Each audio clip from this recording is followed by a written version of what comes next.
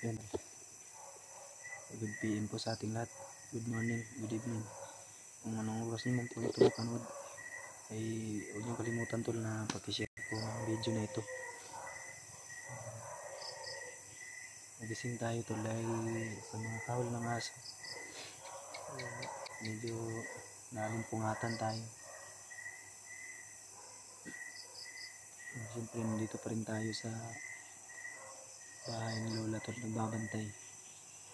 Mag quarter to 10 na po. Hindi po ako makatulog baka dahil alam ko po sa anumang oras baka lumusob dito po yung mga tauhan ngayon ng aking kapatid.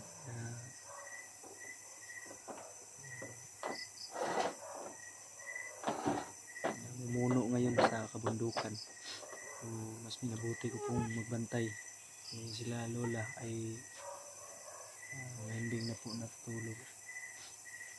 So, habang nandito po ako ay dito muna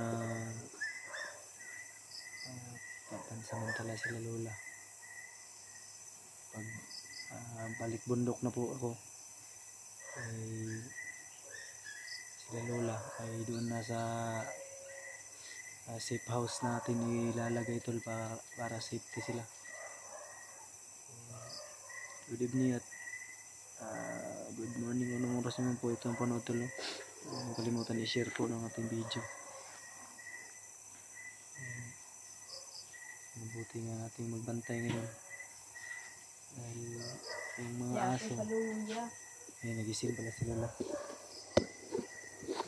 Angon sa ang suga ayaw lang la. Ako rin mo palong la. Palungan? Ako lang mo palong. Ako rin palong. Ha? Palong? Oo. Para dili po tama kuan mamala. Para ano din yung ano tol. Kaya nabuti kung hindi magpatay ng ilaw para kitang-kita natin kung sakaling may dadaan. Makikita natin agad kung may masamang tao man na umaaligid. Kasi kanina po may nagsabi sa atin dyan sa aming may tindahan po kasi dyan malapit. May tao daw na hindi familiar sa kanya, yung puro itim yung mga suot. At nagsabi sa akin na parang kakaiba daw yung mga ikinikilos. Sabi ko po ay huwag po kayo magpakumpiyansa dahil membro yun ng mga bandidong grupo, mga Abu Sayyaf, NPA, halo-halo na po lahat. Nagsibalikan na yung mga buong kilusan na kalaban ng gobyerno tol dahil sa pamumuno, baluktot na pamumuno at hindi walang saysay na pamumuno. Hindi naman natin sinasabing dahil ito sa ating presidente ngayon, pero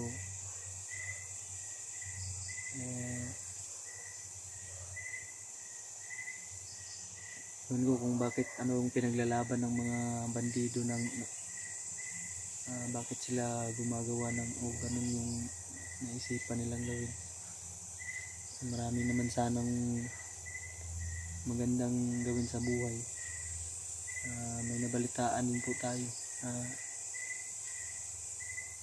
yung dating mga sumuko na dito sa amin, sumuko na mga NPA is nagsibalikan na daw po.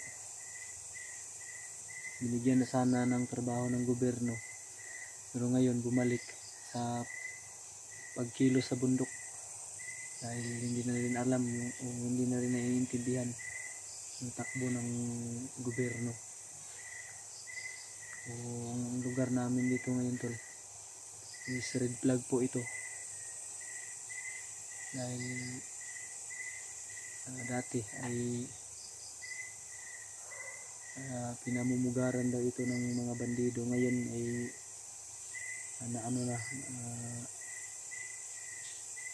naging na yung mga tao nagsibalik o may mga tumitira na. Dati natatakot yung mga tao na tumira dito sa barangay namin o lugar dahil kung saan saan na kahit saan makikita mo yung mga bandido, NPA, ganun. Kaya ngayon bumalik na naman po yung mga nag-surrender na sa gobyerno. Sana bumalik na naman, yun yung nabalitaan natin to. At isa din sa kinaalarma ko tulo, kinabahala ko yung sinabi ng may tindahan dyan na binibilhan namin na may weirdo daw na lalaki na hindi maintindihan yung galaw, yung kinikilos. Kaya hindi ako makatulog tuloy. Minabuti kong magbantay na lang kay Lola habang natutulog. May pampaano naman tayo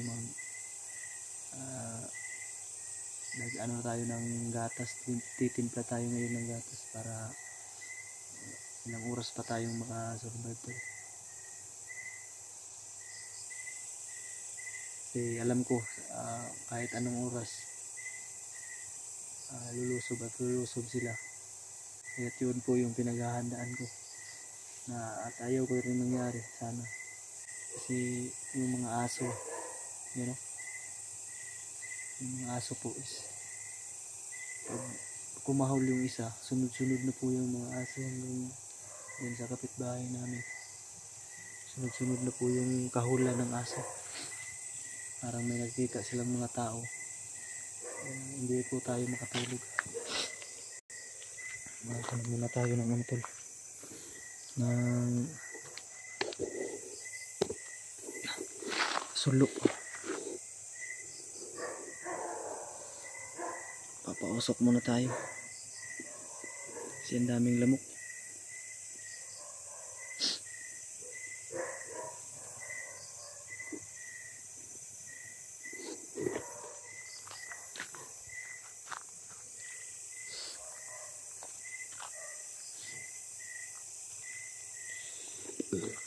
Lagay sa ayos yung ko.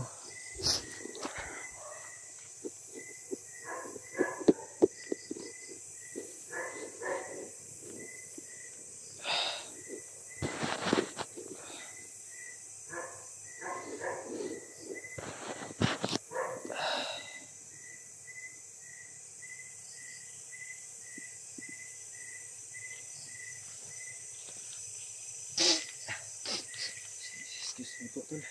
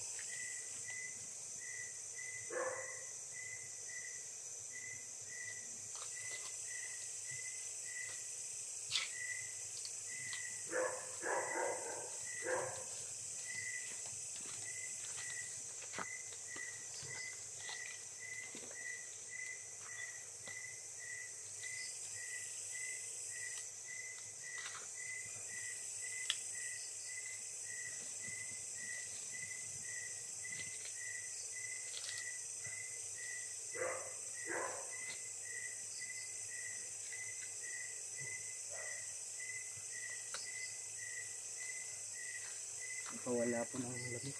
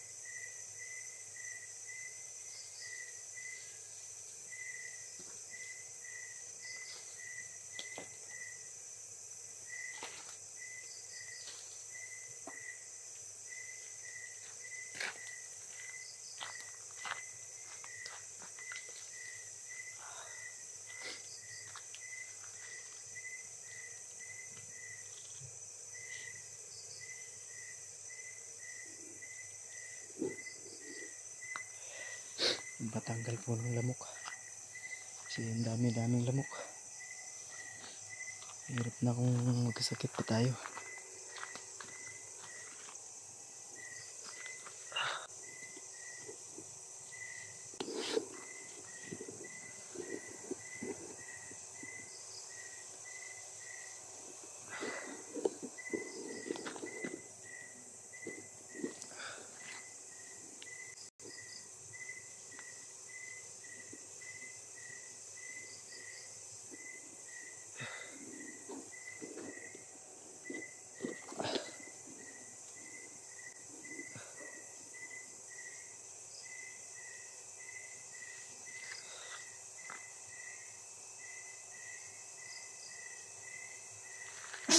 Excuse me po.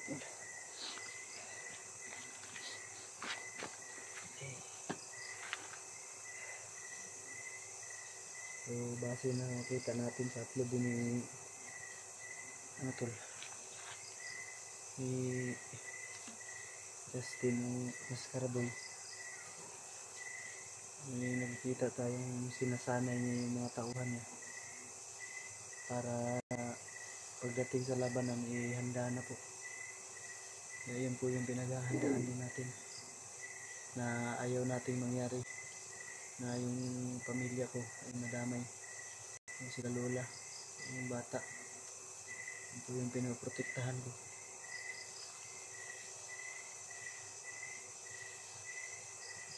Alam ko na anytime yung iutos ni Justin na lusubin itong bahay ay susundin at susundin yun ng mga tauhan niya.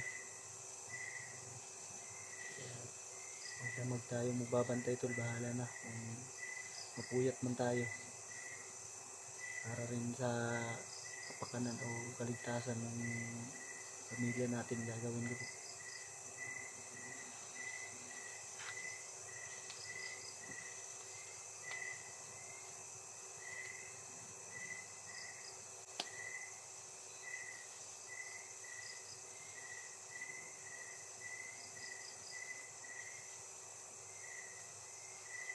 So ano na rin po na sabi din ni Lola na may dito tanong daw sa kanya, hindi niya kilala.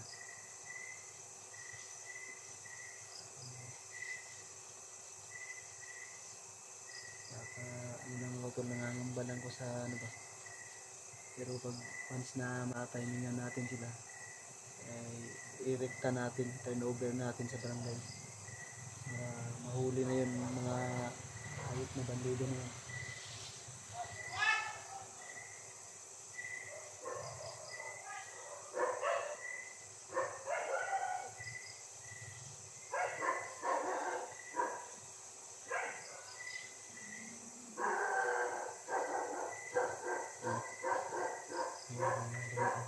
Yan po yung natin.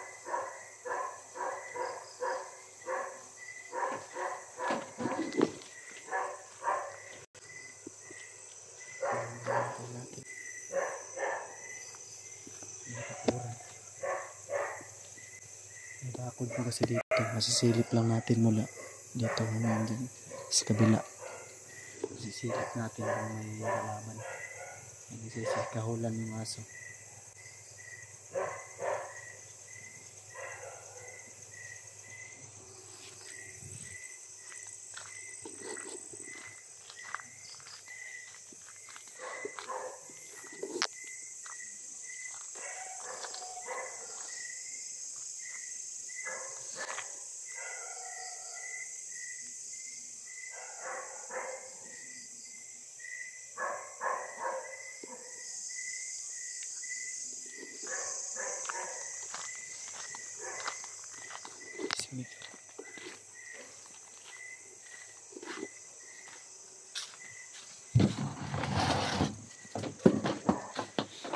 Pakulo muna tayo ng motor.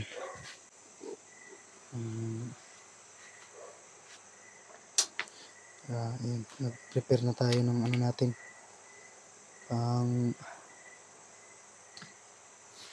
yung ano natin, midnight snack para hindi tayo gutumin.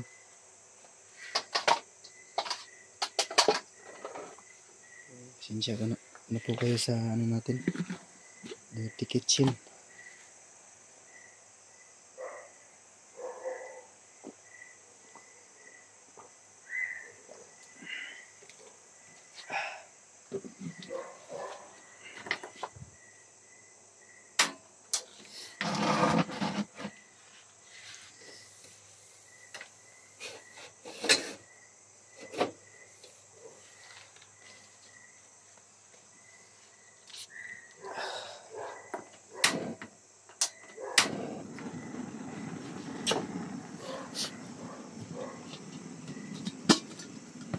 Tingnan natin ang ano.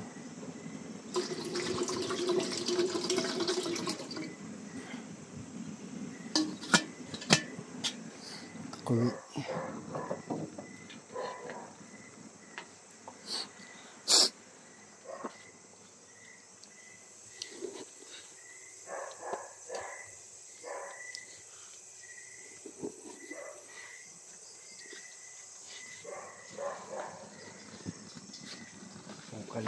Pakulo muna tayo ng ano to.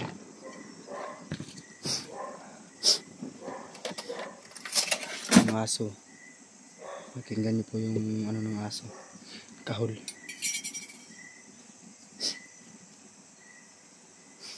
Siguradong may ano yung aso.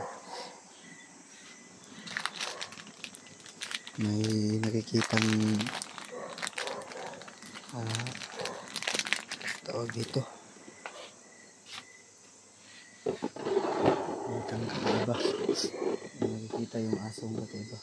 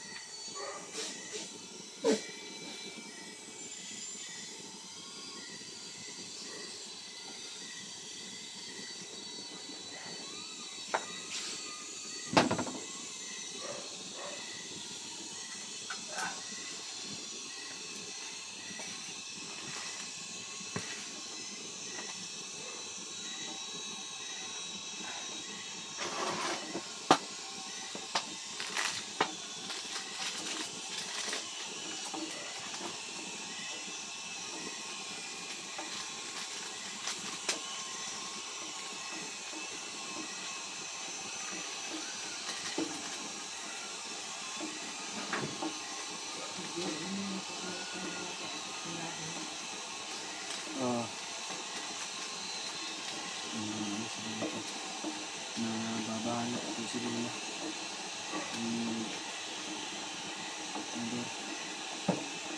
hindi daw ako matutulog.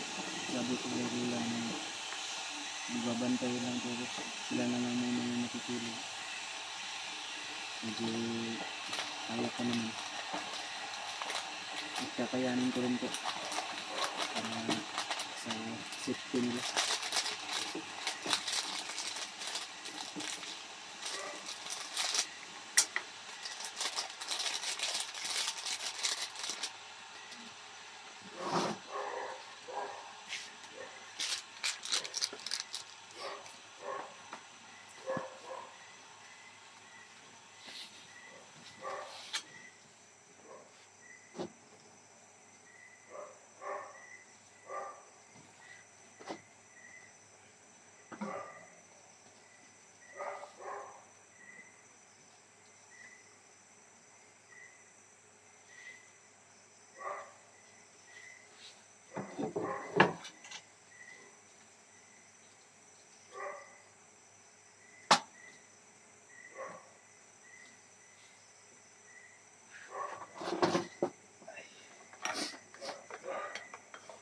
May pa tayong ano to, sipon.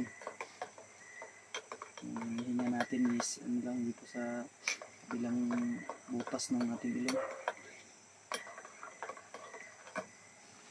Nag-take naman po ako ng gamot.